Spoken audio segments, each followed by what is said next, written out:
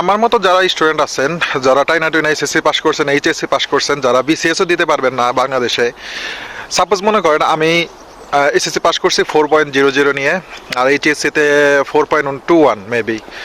তো এখন বিসিএসও দিতে পারতেছি না, আবার অন্যান্য জায়গায় চাকরিও পাইতেছি না, তাহলে এখন কি করব? বাংলাদেশেও তো মনে করেন যে চাকরি পাইতেছি না। এক্ষেত্রে চিন্তা করলাম তাহলে একটা কাজ করা যায়, বাহিরে যাই। তো তখন অনার্স কমপ্লিট করার পর যখন 3-4 বছর চাকরির খোঁজ করলাম, কোনো চাকরি নাই, তখন চিন্তা করলাম তাহলে আইএলটিএস দিয়ে বাহিরে যাই।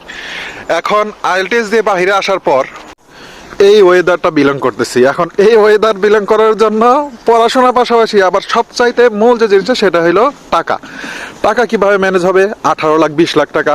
দেখেন, আপনি যখন প্রথম স্টেপটা পার করবেন তখন আল্লাহ তাআলা যদি চায় যে আপনার রিজিক এইখানে থাকবে, তাহলে অবশ্যই অবশ্যই আপনি ইজিলি আসতে পারবেন।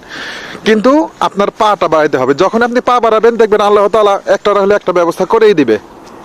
এখন মনে হইতে পারে যে 18 লাখ টাকা এটা তো কম কথা না, একসাথে কিভাবে ম্যানেজ করা যায়? দেখেন, আমি যখন বাংলাদেশে ছিলাম এইরকম সময়ও গেছে আমার যে 10 টাকা দিয়ে রিক্সা ভাড়া দিয়ে কোনো জায়গায় যাবো সেটাও পারি নাই। কিন্তু ওই যে বললাম, বিশ্বাস আর টার্গেটটা কখনো মিস করি নাই, হয়ে গেছে। তো আমি মনে করি যে আপনারা যারা আমাদের মতো স্টুডেন্ট, তারা ওই বিসিএস এর পিছনে না দৌড়ে আইএলটিএস এর পিছনে দৌড়ান। এরকম ওয়েদার, এই সুন্দর ওয়েদারটাও দেখতে পারবেন, প্লাস টাকাও ইনকাম করতে পারবেন। আর আল্লাহ তাআলা যদি চায় ইনশাআল্লাহ ভালো কিছুই হবে।